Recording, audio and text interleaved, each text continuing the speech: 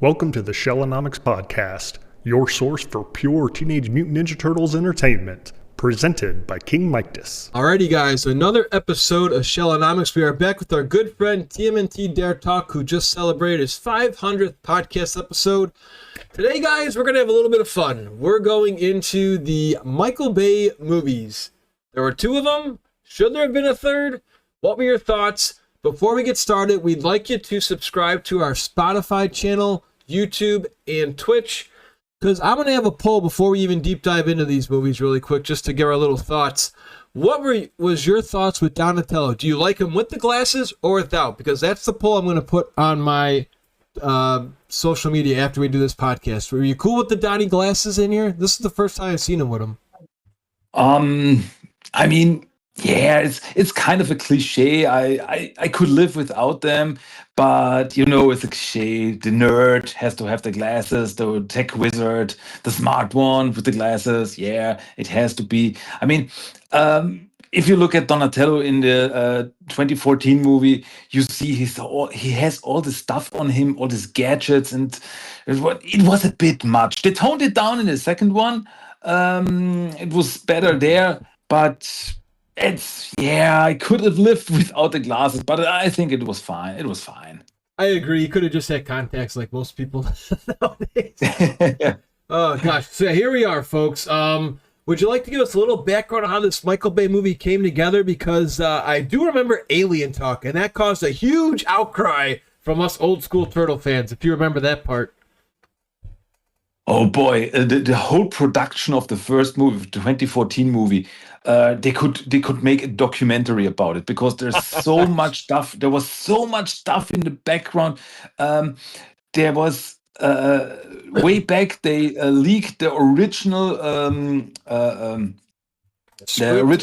book, the original script, on the internet, and it was completely different story. The turtles were aliens. Shredder was the head of this military organization who also turned out to be an alien. He was called Colonel Shredder, and there was a big focus on Casey, if I remember correctly.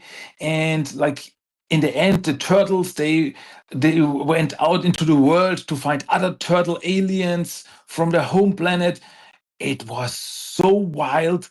And it was so crazy. And honestly, I'm happy for the movie that we got, if you know what we could have gotten back then, because this would not have been the Teenage Mutant Ninja Turtles that we know. This would have been a completely different thing. I mean, yeah, it's so weird. And yeah, as you said, that was the biggest outcry because back then Michael Bay came out, who was the producer, not the director, the producer of the movies. And he came out and said, yeah, these turtles are of alien origin and something like this. And people went wild. And then the other thing was that Eric Sachs, who is in the movie, was originally supposed to be Shredder. But the same thing, people went crazy for it. They said, no, this is not how it should be. And so they also changed it. They had some reshoots, and Shredder and Eric Sachs were two different people. And so much was going on back in the background there. And you can see it a bit in the movie. You see, some reshoots here and there, like in some recuts, and it would have been a totally different movie. It's really, really wild. Yeah, I agree all the way. I mean, when you watch the movie, because we'll give you guys a quick little synopsis and the plot, just if you haven't seen this yet, just because a lot of old school fans were really just put off by this as a whole. I don't mind them that much. I'm like you. I'm still kind of happy it's Turtles. They're still getting publicity, and they're still coming around. And you can always go back to the original cartoon and the 2003 show and the original movies and comics if you need to get your good turtle fix. But when you watch this exactly, because it looks like Eric Sachs is supposed to be the Shredder, and it would have made more sense almost if they kept that instead of reshooting everything, because the Shredder in this movie didn't really get any character development. I also feel Karai didn't get much. But if you'd like to, I guess before we deep dive, they did a good job promoting this movie. Did you have, out in Germany, did you guys get the soda pop beverage Crush with the Ninja Turtles out there? No, no, Oh, not okay. really. Okay. Unfortunately, would have liked them. We got merchandise. We got the action figures and this stuff. Yeah, we got this. Um, One more thing from my side, like little Yeah, detour here about the sure. movie, is that I was actually, and that was a big fan moment for me. I was actually invited to the uh, Germany premiere in Berlin back then of the movie, Oh my and gosh. it was crazy. It was great. They had like this old factory that they like designed to look like the turtle sewer. They had all these pictures on the walls. We got pizza, we got drinks, um, we got Megan Fox and Will Arnett on the stage Whoa. talking about the movie. Some of the producers were there, not Michael Bay, but the others. And we got the premiere of the movie, and so this is I've got like this special place for the movie in my heart because I was there back then. We even got action figures as presents, as gifts, uh, as a guest of the premiere. It was wild. It was crazy. It was this was really cool. This was really cool. Um, Unfortunately, we were told that we would get a meet and greet with Will Arnett and Megan Fox, but that didn't happen. Unfortunately, but hey, anyway, it was really cool to be at the premiere of the Turtles movie, and yeah, I enjoyed it. This is like just a little personal experience from my side here. Oh my gosh. What's funny is, so out here they had the it's in the movie too, a little reference to the Orange Crush soda drink, and this is when people were Mhm. starting to do good on eBay. Like people were actually selling those soda pop cans on eBay for a good chunk of change. You could have gotten the 12 pack. They all had different flavors. I think if anybody knows, you can comment down below on our podcast after it's up on the other social media sites. But I want to say Michelangelo was orange. I think April was pineapple. So they had the 12 packs, they had the cans, and they had the 2 liter bottles. And it was funny because all my buddies in Facebook groups were like, oh man, I need the April O'Neil, I need the Raphael. When's it going to come out here? The guy only keeps stocking the Leonardo one. So it was just cool just for a collector's spot there. And fun fact too is I actually went to a premiere too. This was my first ever movie premiere in Chicago and Illinois. What they would do is a friend showed me this. They would send you links. You know, back when there was really not much Netflix or Amazon Prime or Hulu videos being released, it was mostly movies. So at the time, they said, "Hey, if you want to come down, just apply and you can go." And it was just as cool as yours. I actually got interviewed by somebody there just talking about the premiere, which was pretty Cool. wild. I got not action figures, but I got do you ever have the foam fingers like at sporting events, like either football games or baseball Oh yeah, games? yeah, yeah. Yeah, I got that somewhere. They gave me a free headband. I'll have to put that picture up on Instagram so you can see it and check it out. Cause I was happy for the movie. I think me and you getting all this free stuff probably made the movie a lot more enjoyable to watch our first time, because it's like, how can you be a sour puss if you're getting all this cool extra footage? And that's really cool. You got to meet Megan Fox and Will Arnett. Yeah, here we are. Here's the movie. Christian, if you'd like to take it away and just set a quick little subplot of everything for us, I'd appreciate it. You don't have to deep dive into it too much, but just a quick little synopsis to go down memory lane here. Okay, I'm gonna try. All right. Short Yeah. little synopsis. Yeah. So we how does it start? How does the movie start? It's been a while. Yeah. It's a weird Yeah, movie. the movie starts actually with April O'Neil, played by Megan Fox, and there are some guys in the city, the Foot Clan, and they are doing evil stuff as they usually do. And Megan Fox is working for Channel Six, April O'Neil.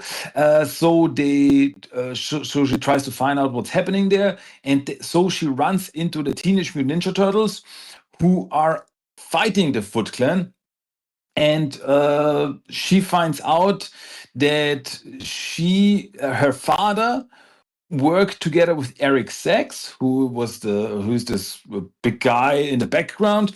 Has this tech firm. It's like, yeah, a big group, and in their laboratory they were experimenting with some mutagen, and that created the turtles. So she knew the turtles back then as little turtles, and so she meets them again, and So, and in the background behind Eric Sachs is also this mysterious guy called the Shredder, who's got this big armor, this big techno style armor. Like a transformer. And yeah, there's some similarities there.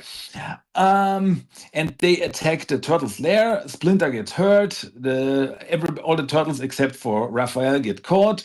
So April, Raph, and Vern Fenwick, played by Will Arnett, they together rescue the turtles, and then they go back to New York because the Shredder and Eric Sachs, they want to release a toxin through the air, like some that would make people sick, and through the mutagen they can heal people. So they want to create this poison, but also sell the cure. And the turtles have this big fight with the Shredder to stop him.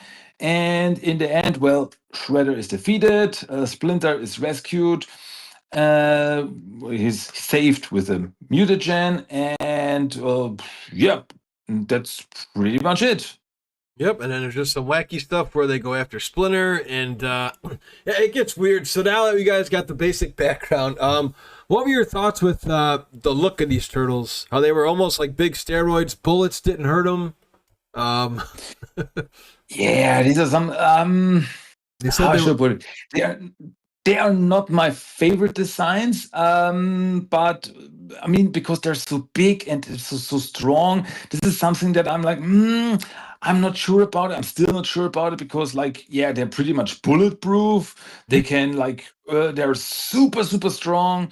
This is really unusual. It's a new interpretation. Okay. But it's kind of weird. But one thing I gotta say is that, in my opinion, they got the characters of the turtles right. So I had no problem with the characterization of the turtles in this movie because they were pretty much the turtles. Leo the leader, Raph the hothead, and so on and so forth. And I was happy with that. But yeah, the designs, you can argue about it. But well, it's okay. And as I said, they toned it down in the second movie a little bit, so it got better. It got better. yeah, we'll be talking to that second movie just around the corner because, like we say, it's not that there's not much to talk about. It's just where do you go from here? Because Karai was in this movie. I thought the actress did a good job. She was cute. She was okay, but just really not much character development there. Whoopi Goldberg, who was a famous American actress, was in this movie and was, I guess, like a woman, Bern Thompson, and the plots there didn't make sense with how Megan Fox was trying to go about it. Megan Fox was playing April. I didn't understand that part at all. Mikey hitting on April, weird. I don't know why it doesn't work for me here, but you remember you're familiar with the 2012 series when the first season, Donnie's crushed on April. I didn't mind it. I don't know if maybe it was different because maybe Donnie was more warm and sincere, and Mike was kind of a creepy kind of I don't know, almost like a just hitting on her. It just didn't seem like he was like a 1950s or 60s. It didn't mesh with me at all. What else can we talk about this movie? How did you like that Eric Sachs character? Do you think the movie? I think we both say it would have been horrible if they had the aliens thing because why even go for the Ninja Turtle franchise? Right, they're ninjas. I mean, I think they were just gonna call it turtles then. Yeah, I mean, they originally even wanted to call the movie just Ninja Turtles. Oh yeah, and yeah, people weren't happy about that, so they called it Teenage Mutant Ninja Turtles. So they're back to being mutants, not aliens or anything. And yeah, Eric Sachs is actually, I'm gonna say, interesting character. The actor, William Fichtner, I really like him. I've seen him in some stuff like in Prison Break. I thought he was cool back then. In the Dark Knight too, remember? He was the bank guy against the Joker in the Dark Knight movie. Right. Yeah. Who came after them with the shotgun, if I remember correctly. Yeah, that's good memory. Yeah, he's a good actor. He's good. He's also good in the movie. But yeah, you get the feeling. You get the feeling that he's not the character he was supposed to be. There's something missing there, and that is the part of the Shredder. It, I mean, yeah, it would have been weird if he would have been the Shredder, but you feel it that there's more behind him. But the whole thing was there's this big figure out in the open who's like, I'm a big boss of a $1 million company, and but in background he's a bad guy. I think that's interesting, and you could have made more with it. But yeah, it, once again, what we got is fine in my opinion. It's Yeah, good. yeah, it's still worth the watch, Turtle fan. I feel there are worse creations of the Ninja Turtles. Not that anything's bad, but just in my own like rankings, these aren't the worst turtles. Have you ever played? Just a quick question: have you ever played the video game that was based off this movie on the 3DS? I think it was, or the DS. Yeah, I think it was 3DS if I remember It's correctly. yeah, Yeah, I've played it, and it was cool. Yeah, I think it was yeah. good. So do It I. was fun. I mean, But you gotta say, in the game, Eric Sachs is the Shredder. So yes. they're like I mean, they got the script early, so you know how it is with the production of a video game. It takes some time, so it does not fit into the canon. But overall, the game was fun. It got some RPG elements. It's like this dungeon crawler style turtles, so it's a little bit different from what we usually get. And I thought it was a cool and entertaining game. I liked it. Yeah, and you also get it. I want to say Slash and the Rat King were both in there. I think the way Michael Yeah. Bay does movies, I think he could have made a really cool Slash. Not with this alien type thing. I think Slash could have been a great addition to this movie. And even if they just had a quick run with the Rat King at the bottom, I mean, Splinter was okay in this movie too. Wasn't the best, but wasn't the worst. How'd you like the action scenes? That's what I wanted to ask you about. We've seen the good stuff in the 1990s movie. We've seen it good in the early, cartoon and in the 2003 series. How'd you like the action in this one? I gotta say, the action was actually pretty cool. Just remember the scene like when Shredder and the Foot Clan invade the Turtles' lair, and Shredder and Splinter they have this big fight. I always thought it was pretty brutal, a pretty brutal fight when Shredder takes down Splinter, throws him around. It was pretty hard, and of course the biggest. The biggest action piece in the movie is when the turtles they have this fight where they're sliding down the mountain in the snow, and the trucks are everywhere and shooting at them. The turtles fight, and that's really a cool action scene. I gotta say, I always enjoy it, and yeah, it got some good action. I mean, yeah, of course, it's a lot of CGI in there, Yes. but I think, especially the whole thing with the sliding down the mountain scene, that's a really good action scene. That's a really cool scene, and that one I always enjoy. And yeah, also the fight scenes, like the big fight with Shredder in the end on top of the top of the building. Also pretty cool, pretty good, pretty entertaining. It works. It works for the movie. Yeah, I agree too. I mean, the Buck scene was kind of weird, but besides that, but I had to do something, I guess, for the kiddies. What else? The Raphael kind of bandana look didn't really vibe with me too well. With the or like maybe they call some sort of rag on his head. I didn't really care for that. But like I said, the designs of the turtles were good. I like that they had them pretty much underground. They kept that true to their word. They weren't like out talking to everybody. We'll get to that in the second movie. We understand it's different than the second movie, but at least in this one, it was okay. And I guess before we finish this movie, everybody's favorite scene, and even I thought this one was okay. I think the scene that stands out to everybody is the elevator scene. So, what were your thoughts when you first saw that, where they had their little music note with MC Mikey?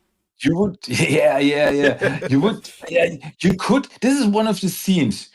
You could take it out and you wouldn't miss anything about the story.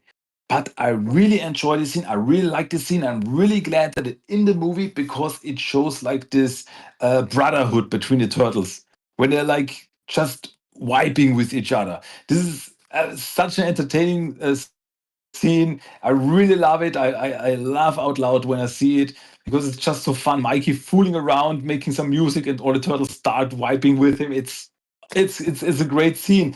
They even had like a parody scene of this in the 2012 series, if you Oh maybe wow. remember, Ooh, because there was a scene back then when the turtles also were in an elevator. I cannot say which episode it was right sure. off the top of my head, but there's also the scene where turtles in an elevator and Mikey also starts clanking his nunchucks together, start to make some music. Ding, ding, ding. And Rev smacks him in the head, like, stop it. Oh my gosh, yeah. I mean, I enjoy this. I might have to actually watch it sometime this summer, just because we're talking about it. It's been a minute since I've seen it, but I've seen it a couple times where it's in my memory banks. And we do have to point out one final note then for those who may not know. There's a deleted scene that was supposed to be in the movie, but it never made it, and it was Judith Hogue actually talking to Megan Fox's April. What did you think about that spot, if you remember that? Oh, but that was in the second movie. Oh, it's in the second movie? Okay. We'll jump Yeah. in. Okay. Well, then, there we go. Let's get into the second movie. I don't believe there's, unless there's any other thoughts you'd like to talk about in this first one. No, I think we We covered it all, right? we covered it well. Yeah.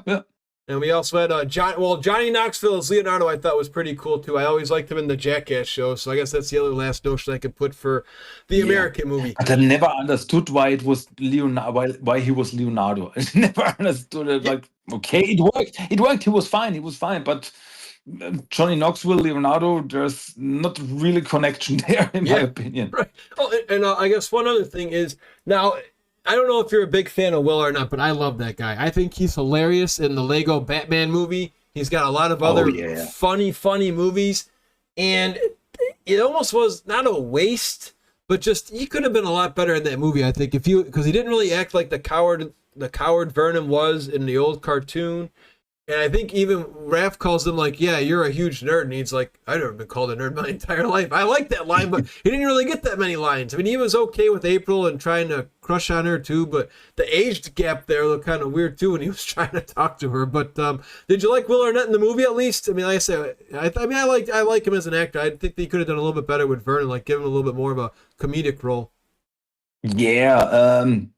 Hey, I always enjoy Will Arnett, seeing him, as I said, like in Lego Batman or on the animated show BoJack Horseman. He was fantastic there. I love it. Yeah. And yeah, he's got a good resume. Arrested Development, I think he was a big character in that show too. Yeah. And I thought he was also really good in that movie. He was a completely different Vernon than the one we were used to from a cartoon show. As you said, he was not a coward or anything. He was there in the action. I mean, he was not a big action star, but he did his best. He was fine. But yeah, as you said, he could have done more. He could have given more to work with, like more funny lines or anything. But I enjoyed him as always. I enjoy him on whenever I see him in a movie or a TV show. He's cool. Yeah, I think so too. I mean, at the end of the day, maybe if they just didn't call him Vern and just called him something else, it would have been a lot better too, in my opinion. Then we wouldn't have, because the OG fans were thinking, at least most of us were probably expecting him to be a little bit of a wimp or a wuss, but he wasn't. So anyways, the movie must have been a success because we get a second one. Now, this one is kind of like the old cartoon because you get so many characters. You get a lot of more, I guess, good actors too. You have, Tyler Perry playing Baxter Stockman. You have Sheamus, the WWF WWE wrestler, playing Rocksteady. You have Brandon Garrett, I believe is his name. I may have botched it, but he's the voice of Krang from Everybody Loves Raymond. So let's talk a little bit about this movie. Were you expecting them to have a sequel? I guess just as a Turtle fan, were you expecting one? Yeah, I remember that pretty soon after the first movie came out, they announced that there will be a sequel, and I was happy with that. And in my opinion, with the second movie, they really found their groove. In the first movie, as we said, it got some problems. It didn't really know what it was supposed to be. Like some parts of the comic, some parts of the cartoon, and they mashed it together. And with the second movie, Out of the Shadows, in my opinion, is really a straight up cartoon movie. It's a straight up like a remake of the classic cartoon. We got Bebop and Rocksteady, we got Krang, we got Casey Jones in it, we got Baxter Stockman in it. They threw everything in it and they went with it. They really they had like a live action cartoon. There wasn't much from the comics in there.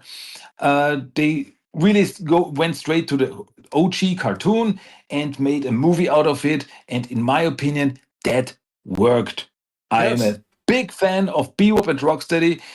In my opinion, Out of the Shadows is the better movie because it's really it knows what it is.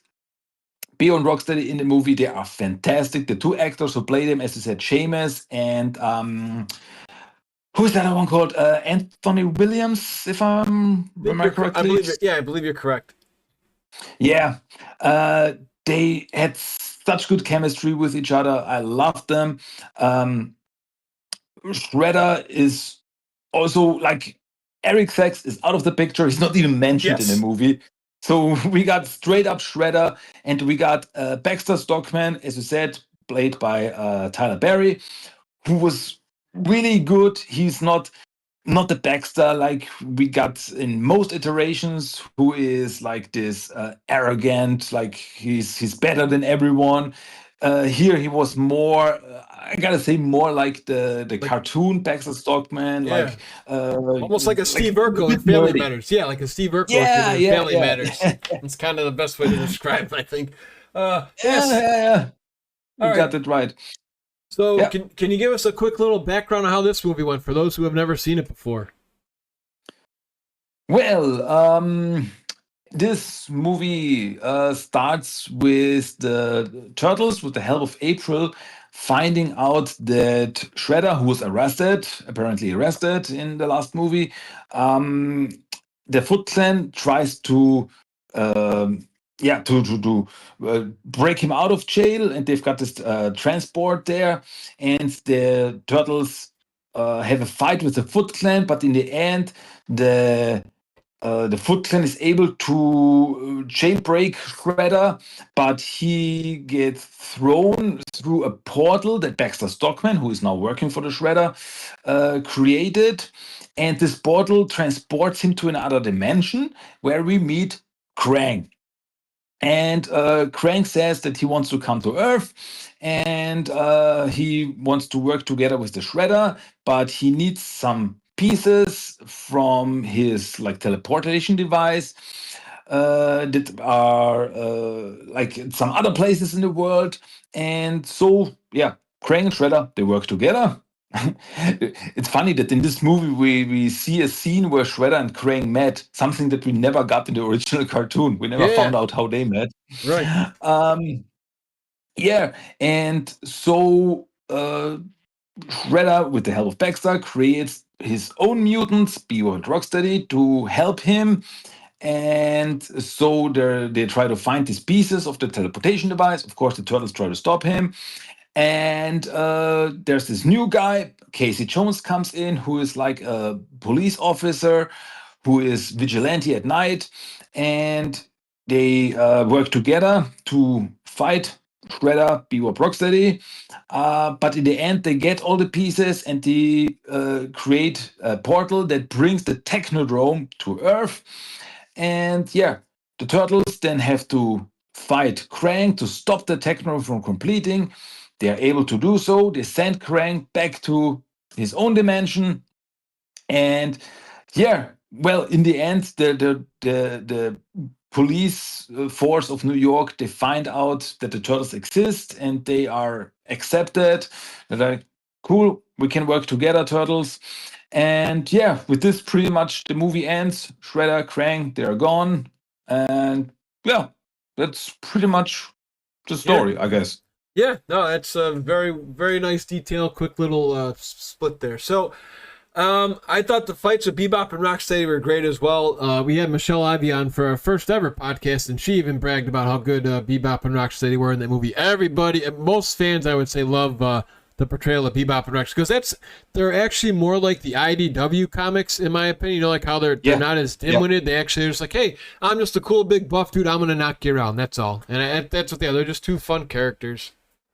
Exactly, because they are well, they are pretty stupid, but they Yeah. are so strong and so scary, and that's a mix that I always enjoy. As you said, in the IDW comics, they are fantastic in this way. Oh yeah, they are very well portrayed. Let's see here, just from my own little opinion, I never liked the way they did Michelangelo in this movie. I know, I guess he like wanted to be human, but just being a hardcore Michelangelo fan, he screws up so much in this movie. He drops pizza while they're watching a basketball game. He goes to like a masquerade costume ball and like joins like a outside costume party. So I had to get my little rant out there just because I'm not. This is probably my least favorite Mikey. I mean, I'll have to dig more into Rise and the next Mutation, the newer movie, but I just didn't like how he was portrayed. However, like we said, it was pretty cool seeing Krang finally come onto the big screen since we never got him in the other movies. We'll have to talk more about the original trilogy, but was there a rumor with Professor Jordan Perry was supposed to be like either a Krang or an Utram? There was like talks about that, right? In the old movie, Secret of the Ooze? Yeah, there were some rumors about that they had planned to do this like reveal in the end that he was actually an Utrom, but they thought that it would confuse the kids. Like, so he was Krang and he's evil, and they didn't want this, so they scrapped that idea. Oh gosh, I think that would have been great. Like that could have been like an old Oh school like yeah. MCU Marvel cutscene. Because remember, you see Perry Oh walk yeah. off, and then he comes back, and he just like shows himself, and he's in the I guess the TGRI building instead of TCRI in the comics. And Yeah. oh yeah, that would have gave. I mean, as kids, that would have been great. But yeah, to wrap up this, I didn't mind it at all. I had fun watching this one when I saw it. I didn't get to go to a screening, but I still had fun watching this at the theater. I went to see it opening day. Um, I don't think anybody left the theater like booing. I think everybody enjoyed it for what it is. I mean, we know it wasn't going to be like an instant classic, but decent fight scenes. Casey Jones's actor, I thought, did a good job. Megan Fox returned as April. I didn't mind her at all. She was a little bit more distinct. Will Arnett's back too, which is he's like the hero, and which I liked. He's a little bit funnier in this one. Remember, he gets like all these perks in this one, right? Yeah, in this he's got actually some funny scenes where he can show off his comedic talent. As I said, he's like in the beginning we find out that he is uh, s- said to be the hero that defeated Shredder because the turtles they cannot be seen in public, and so he's playing off this like, yeah, I'm the big superstar, and he works with this really well. And he's got some very funny bits there, like when he's trying to sell his breath on eBay or something. Yeah. And so yeah, he's got some stuff there. With Casey Jones, the actor is really good. Stephen Amell, he was the Green Arrow on the live action show. So in my opinion, perfect casting, vigilante to vigilante. Um, but his portrayal left something to be desired. I He was cool as Casey Jones, but he's in some scene he's got a little bit whiny. He's got this Yeah. like, I'm a police officer, and one day I'm gonna be a detective. And yeah, yeah, Yeah, it's um, nothing like yeah. our But I original think friend. But yeah, he did okay. Yeah, I'm with you. yeah, and honestly, I think if we would have gotten a third movie, I think this is like just the start of his origin story. Like in the next movie, I think he would have been a full-on vigilante, in my opinion. Then we would see the Casey Jones that we know and love more. But we will never find out. Yeah, unfortunately, I never did get a third one. This one didn't. I don't think it did as well as the first one in the movie theaters. I guess, No. yeah, right, income wise. So, yeah, that was it. Anything else you want to talk about here? I do want to talk about that Judith Hogue ending cut, deleted scene. I thought that was pretty wild to see her in that. Yeah, that we got on the like on DVD and Blu-ray. Yeah. This cut scene. I mean, I understand why they cut it because it does nothing for the story.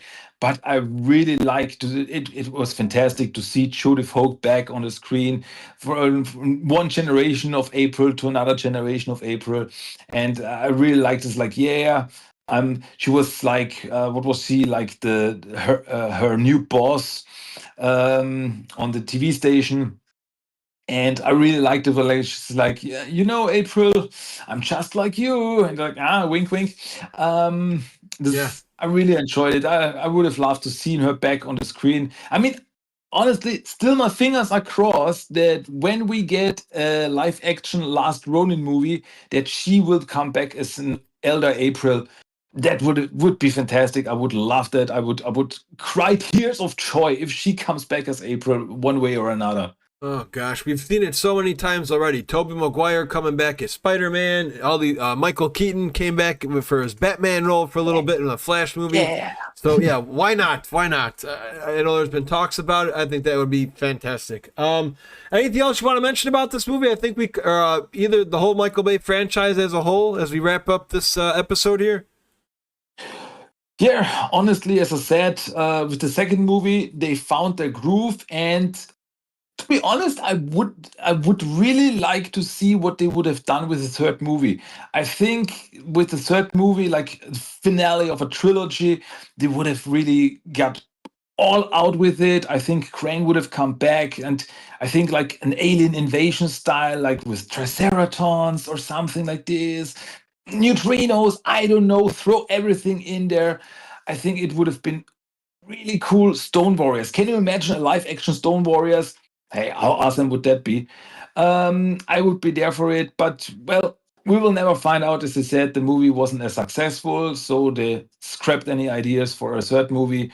But for what it is, I enjoy this movie. I enjoy both of these movies.